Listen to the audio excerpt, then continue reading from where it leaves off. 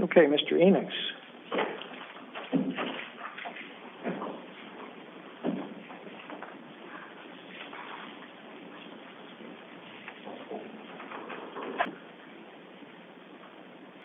Good morning, Your Honors. May it please the Court, John Enochs of Morris Bard, LLC, on behalf of the appellant, June Phillips. Ms. Phillips is a breast cancer survivor who was diagnosed and treated for her cancer in 2013.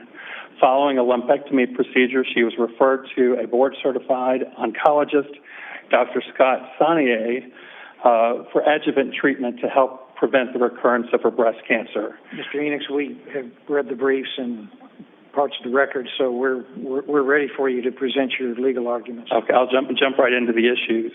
There were two issues raised in Sanofi's motion for summary judgment based upon the learned intermediary doctrine. The first one was as to whether the defendant failed to warn of the risk not otherwise known to the physician.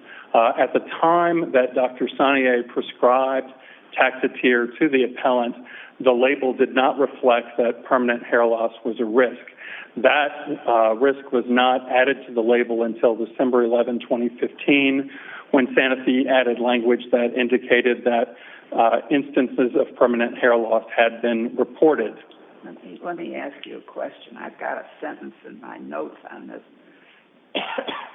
That Phillips she signed an informed consent form warning her of the risk of permanent hair loss. Is that right? That's in relation to the radiation treatment that she underwent on her arms, and so she certainly expected to lose the hair underneath her arm, but that is certainly a very, very different circumstance of losing the hair on her head. Well, she didn't seem in her deposition to even know about that warning. When they asked her about it, she couldn't even find it on the sheet. So how do we know that she thought it was limited to hair on her arm as opposed to hair anywhere else? There was extensive questioning about that, and Ms. Phillips was adamant that when she had her discussions with Dr. Sanier, that he did not indicate that... No, I understand that, but I'm saying when she signed that form that says you can have hair loss, it doesn't say hair loss only on the spot where the radiation occurs. I'm not saying that's not the medical side. I'm saying what she understood. When she was asked in her deposition about that form, she couldn't even find where it said the thing about the hair loss. So how do we know that that's how she construed that, as only being hair where the actual radiation hit as opposed to somewhere else? Well, based upon her testimony, again, that she had no knowledge, and this is also consistent with Dr. Sanier's testimony, who's the learned intermediary. He changed his prescribing behavior after the warning label change in 2015. And again, because that disclaimer that she signed involved a different part of the treatment protocol, but it did not involve Taxotere, the fact that she signed it is really not at issue in relation to what she was warned about when she underwent the Taxotere treatment. Without the knowledge that Taxotere could cause permanent hair loss, Dr. Sanier informed Ms. Phillips that while she might expect to lose her hair, this would be temporary, it would not be permanent, and based upon this... Does she still not have it back? She has, in this case, and this is part of an MDL, she has significant hair loss, but she didn't lose all of her hair. There's some women who have what they call a Ben Franklin, which is, substantial hair loss all around the crown, but not on the sides. Her hair loss is not as severe as that, but it is nonetheless significant and very significant to her. No, I understand that, but when we're talking about temporary, I guess I don't know how long temporary is. Well, that's been a significant issue in the litigation. There's some information that the effects of that could last for several years. Certainly at some point following chemotherapy, the hair is not growing back as it was before. What about her? Does she not have eyelashes? No. She still does not? Correct. Okay.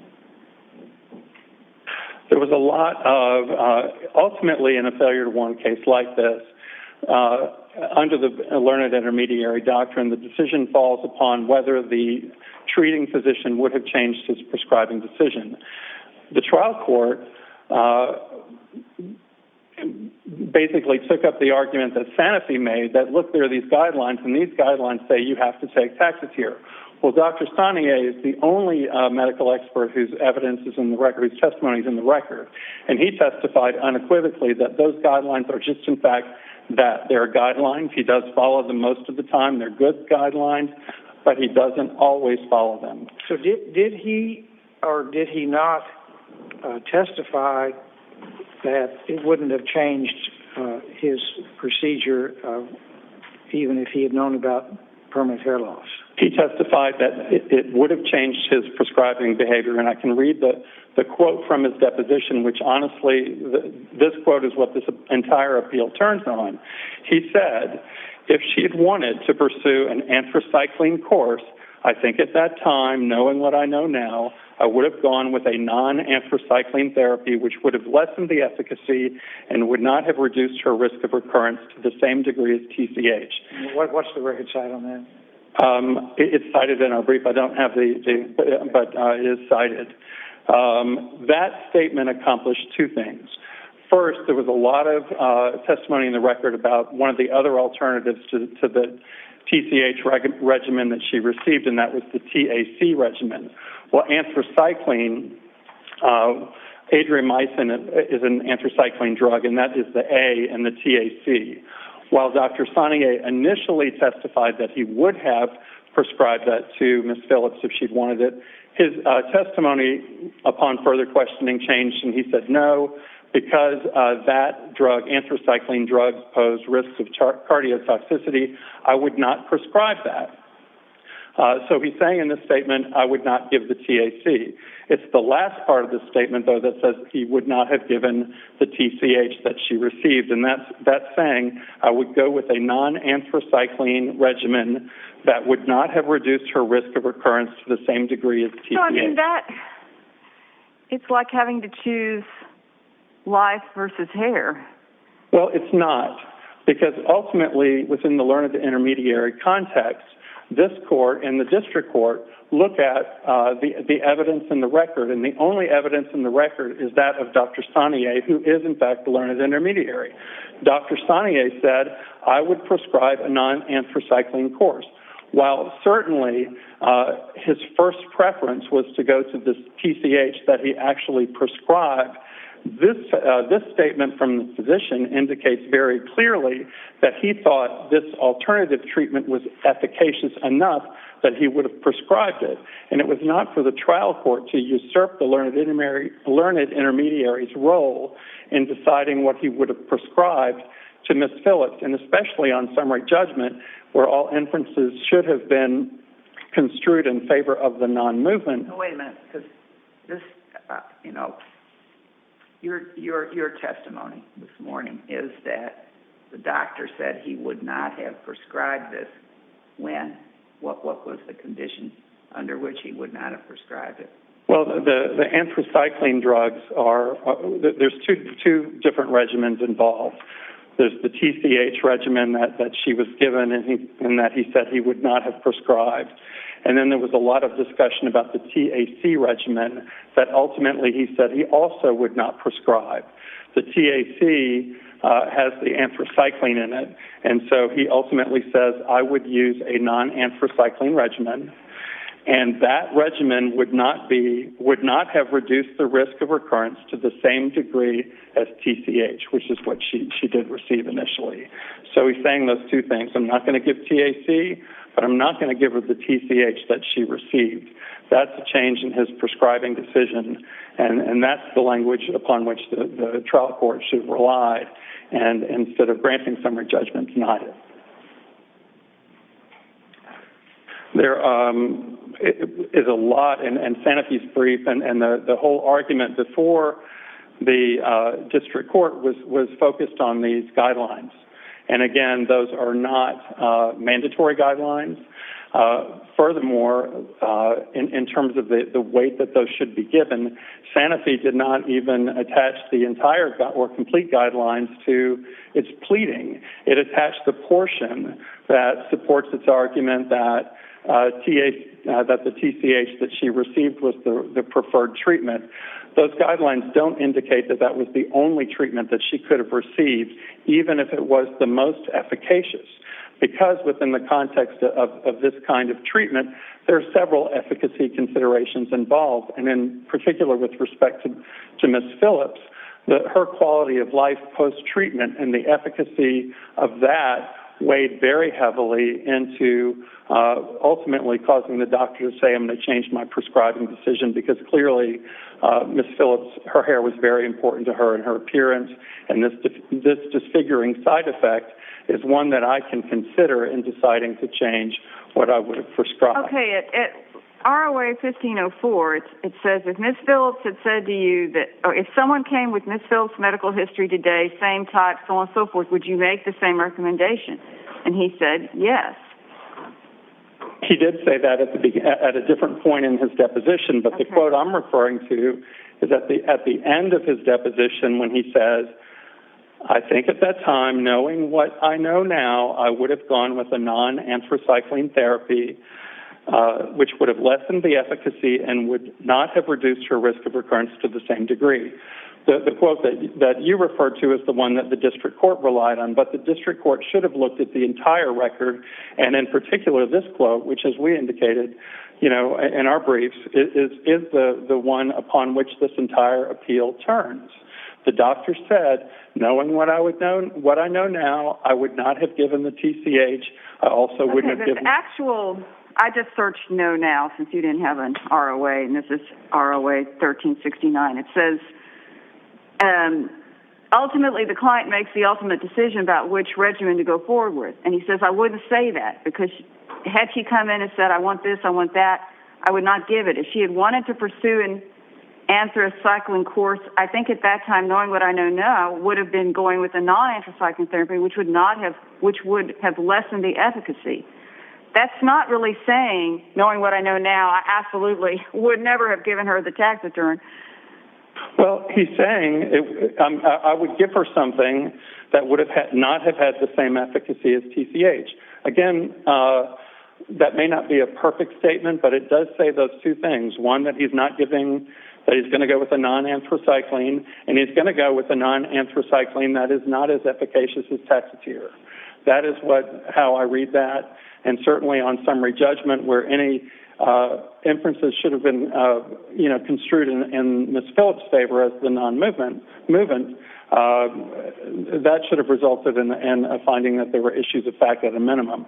Having read that quote countless numbers of time, I find it to be unequivocal that he's saying I would have prescribed. I know it's the way it's worded is a little. Like I said, it's not a perfect quote, but if you read it, it very clearly says I would go with a non-anthracycline, and that would have been less efficacious than the TCH. So he's saying I'm not going with TCH. What I would have gone with is something less efficacious than that. Nonetheless, the physician found or testified. Yeah, but I mean, he precedes that statement with, he would have told her, I think that's a very risky proposal, and I would not give it. That's the anthracycline. He would not give the anthracycline. This is the same, I don't know, I'm looking at this is the 1520, it's the same as the other one I cited, but that's what you cited in your brief. Okay, so it's all in the same answer. He's like...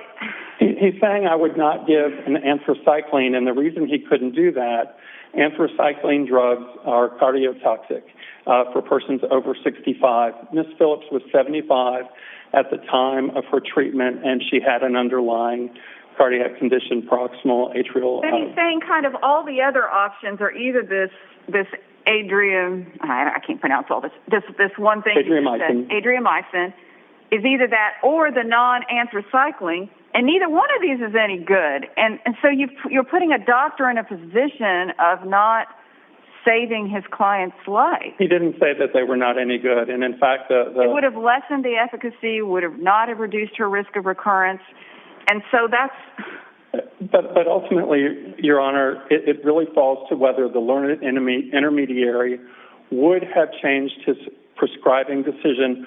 Whether the district court agreed with that decision or not, the district court is not the learned intermediary. Dr. Sanier is.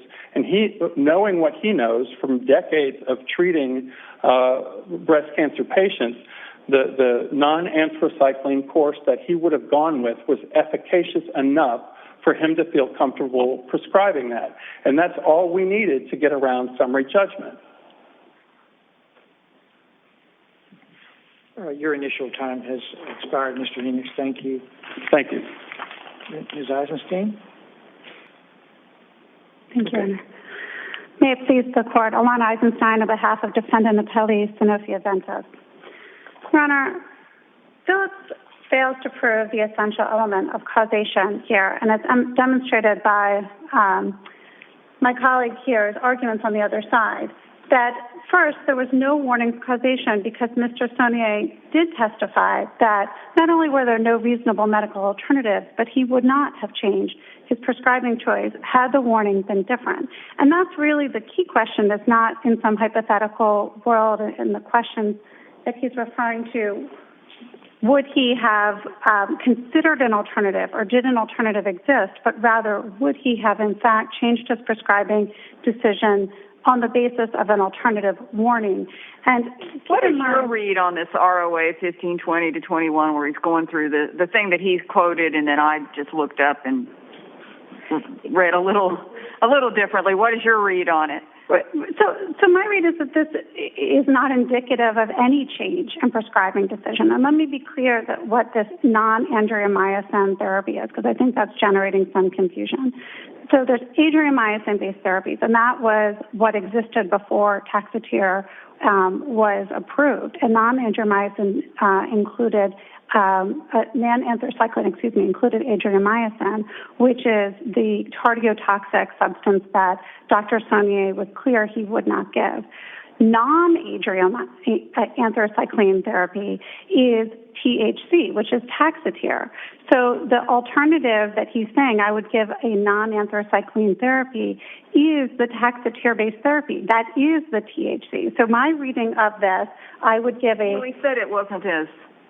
No, I don't think he's saying that, because he said it wasn't as efficacious. I don't think you all want to say your drug isn't efficacious. No, Your Honor, I don't take that what he's talking about would have lessened the efficacy as referring to the THC. I think they were fishing for whether there was some other non-anthracycline therapy. Right. It would have been going with a non-anthracycline therapy, which would have lessened and would not have reduced her risk of recurrence to the same degree as TCH. So he's not talking about Taxotere, because TCH is Taxotere. Correct. So at SEC. So if you look at his testimony as a whole, what he said is that the non-anthracycline therapies were the preferred regimen was TCH.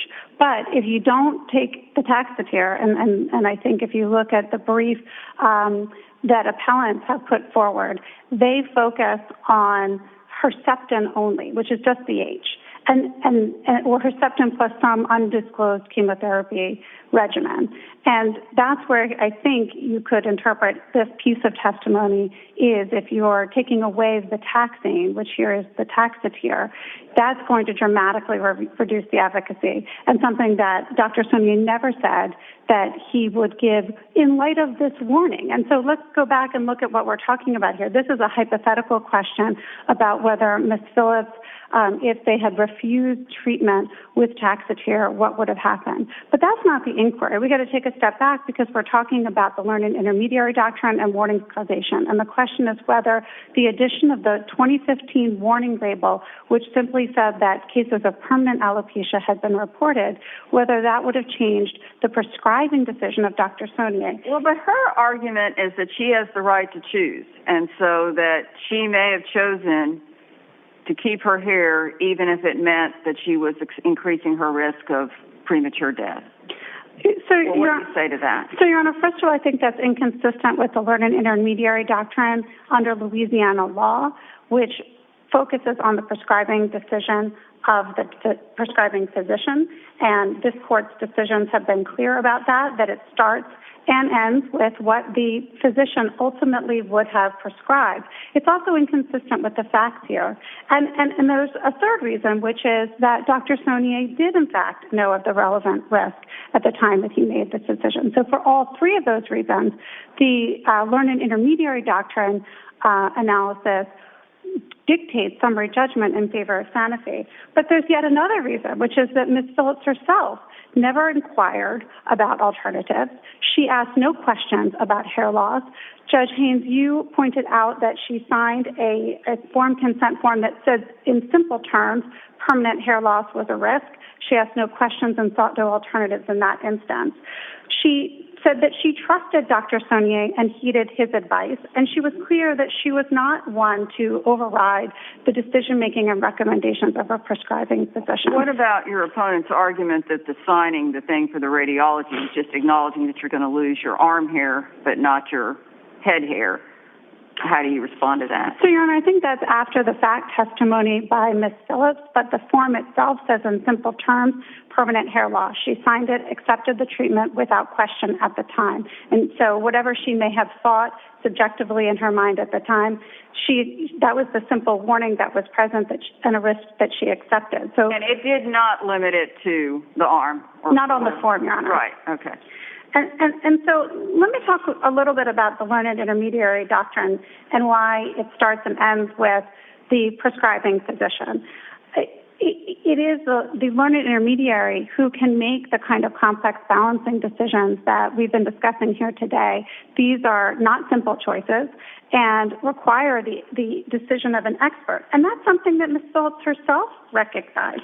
Ms. Phillips herself... Yeah, but don't you agree? I mean, if you walked into a doctor's office today and he wanted to conduct some surgery on you, you would have to consent to that before he could do it. He couldn't just throw you on the table and start doing the surgery without you signing a consent form. I'm putting aside maybe an emergency where you're unconscious and they have no one to ask, but let's assume, arguendo, you're conscious, as she clearly was. You don't have to consent to that. The doctor can't force you to get surgery he thinks you need. Why isn't that a factor here? So, Your Honor, that's right. The doctrine of informed consent plays some degree of role here, but the reason that the learned intermediary goes with what the prescribing decision would have ultimately decided in terms of a course of treatment is because going against doctor's advice is not typically something that, in terms of the tort law of warnings, which is that what goes on a warning package, that a manufacturer is obligated to do. So that's why in Willett versus Baxter, the standard is that the plaintiff, the decision of this court, the plaintiff must show that a proper warning would have changed the decision of the treating physician. In other words, that but for the inadequate warning, the treating physician would not have prescribed or used the product. Let me talk a little bit about Dr. Saunier's clear testimony on this point. Has the addition, this is at ROA 1364, has the addition of the sentence that in the label that cases of permanent alopecia have been reported materially altered your risk-benefit assessment? No. And he further testified that he didn't think much of the label change. He said he essentially talked about how it wasn't at all significant at 1364 of the record, where he talks not only did it not alter his risk-benefit analysis, he found the label change somewhat puzzling because he said oncologists knew all along that incomplete or abnormal hair regrowth had occurred. In fact, he had experienced that, he testified, since his residency. So we note that the plaintiff acknowledges here that Ms. Phillips didn't experience a full failure to regrow her hair. She has hair. She has what Dr. Saunier described as abnormal or incomplete hair regrowth. That was a risk that Dr. Saunier knew about. It was a risk that he warned about when asked by his patients, that the hair would grow back potentially differently in texture, color, and degree. And it was something that when he saw the label change, that just simply warns, the 2015 label simply warns that cases of permanent alopecia have been reported and that the frequency is unknown. That's all it says. That did not impact his prescribing decision at all. When the plaintiff says that it changed his behavior, I think he's referring to Dr. Saunier's statement that if asked, he would have offered patients that permanent alopecia could occur, but that's it. But here, Ms. Phillips didn't ask a lot of questions, and Dr. Saunier didn't invite them. So this sort of concept of a idyllic joint decision-making process wasn't the facts of this record. Ms. Phillips herself said Dr. Saunier came in and said, this is what we do, and that she accepted it. She didn't question that decision.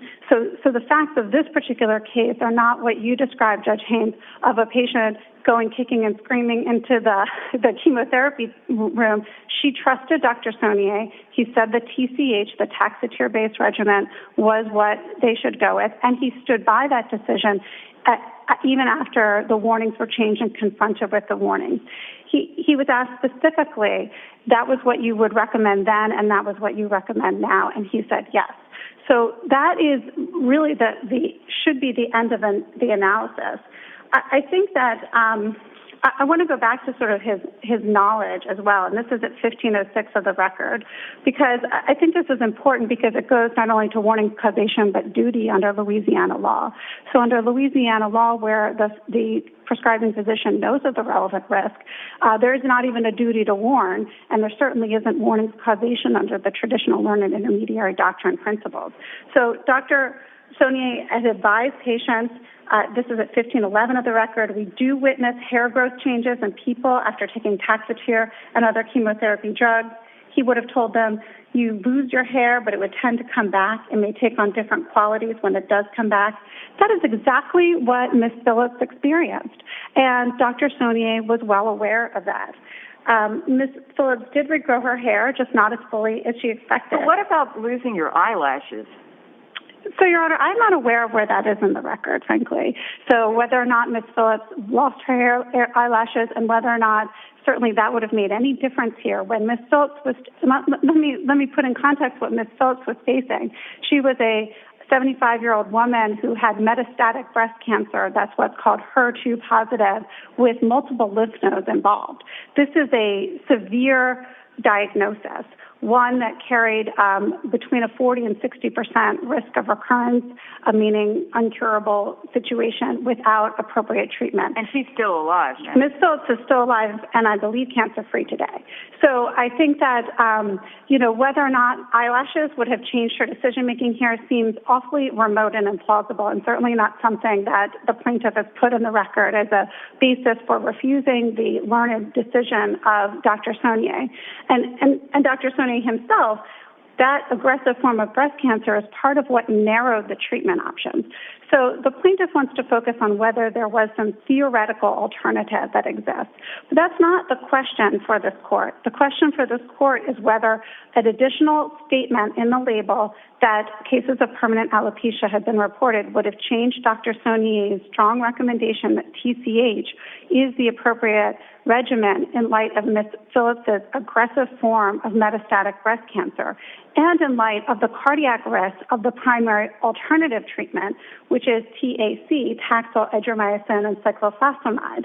So when that other regimen, which is in some patients a potential regimen, was off the table, he was clear it's very risky. I would not give it, and that's at 1263 of the record. So when looking at the record as a whole here, and Dr. Saunier's statements about Ms. Phillips's case, not some hypothetical, theoretical case where a different patient came in with different concerns, but Ms. Phillips's particular diagnosis and treatment, the risks that she faced not only from the cancer but from the chemotherapy itself, Dr. Saunier was unequivocal that the TCH regimen was the treatment that he recommended then and the treatment that he would recommend now, whether or not the warning had changed. If this court has no further questions, I ask that you affirm the decision granting summary judgment in favor of Sanofi. Thank you, Ms. Eisenstein. Mr. Enochs, you've saved time for rebuttal. Counsel for Sanofi indicated, and they've argued this rather artfully throughout their pleadings, that the only two alternatives or options that were available to Ms. Phillips were the TCH and the TAC regimens based upon the guidelines, the one page of the guidelines that they introduced. But in the learned intermediary context, again, it's Dr. Sanie's testimony, the only medical evidence in the record that is essential to the determination of this case. Dr. Sanie testified that he would have prescribed a non-anthracycline alternative that was not as efficacious as TCH. That means he was not going to give TAC, he wasn't going to give TCH. Now, I will indicate Sanofi did not ask in the deposition, okay, which non-anthracycline regimen are you going to prescribe? So he did not identify that in his deposition, but that's also not relevant to this determination, because under the learned intermediary doctrine, all the plaintiff has to show is that the physician would have changed his prescribing decision. And that quote that we went over indicates... How would this case proceed? Because this just strikes me as very difficult, because she lost hair, which is terrible, but she's still alive, which is awesome. So how do you address that? I mean, you're saying we want to go to the jury. Well, how would that proceed before a jury? Well, at trial, Sanofi would have the opportunity to ask Dr. Sanie, okay, Dr. Sanie, you indicated that you would have prescribed a non-anthracycline regimen that was not Taxotere, that did not include Taxotere. What was the difference? In the adjuvant treatment context, even very, very small increases in survival chance are, considered very, very significant, which is why Dr. Sanie did say, look, my preference still would have been to give TCH. However, I take into consideration the very strong desire of Ms. Phillips not to suffer the risk of permanent hair loss that she'll have to live with every day. So in terms of what the differences between the survival percentages might be, that's something that would be addressed at trial, and that Sanofi would have every opportunity to address at trial. Ultimately, though, on summary judgment, all that Ms. Phillips had to do was show that Dr. Sanie would have changed his prescribing decision, and his testimony indicates that he would have. There was a lot of discussion about the fact... And that's your best, the quote we've discussed at length in your original argument, that's your best argument for that ROA 1520?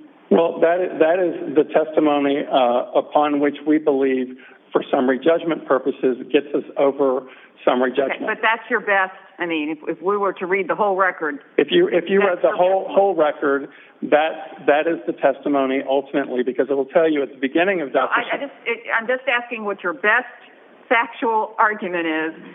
I'm not telling you what it should be. I'm asking you what it is. And that is ultimately the quote that this appeal turns on. Ms. Phillips should not be... there was discussion about the fact that she didn't ask Dr. Sanie extensively about hair loss. Well, he wasn't warned about it. The record's very, very clear that at the time he treated her in 2013, he counseled patients that this would be temporary. And in fact, in the course of this litigation with all the oncologists we've talked to, the one side effect that patients always ask about is my hair going to fall out? When is it going to fall out? And when is it going to grow back? It is a universal topic of discussion among all plaintiffs in this litigation. And certainly, if Dr. Sanie, in his testimony, supports that, had indicated to Ms. Phillips that, look, if we go with this Taxotere regime, you could have permanent hair loss. Are you okay with that? Because his testimony also makes very, very clear that he was very conscientious about listening to what his patients wanted. Last, there's nothing in the record indicating that these two regimens, CAC and TCH, are the only options. If anything, Dr. Sanie's testimony confirms that is not the case, and that is ultimately the crux of what the district court relied on, and it does not comport with the physician's testimony. This case all falls on what Dr. Sanie said he would do. If there are other questions. Yes, thank you, Mr. Enochs. Your case is under submission and will be in a brief recess before hearing the last case. Thank you so much.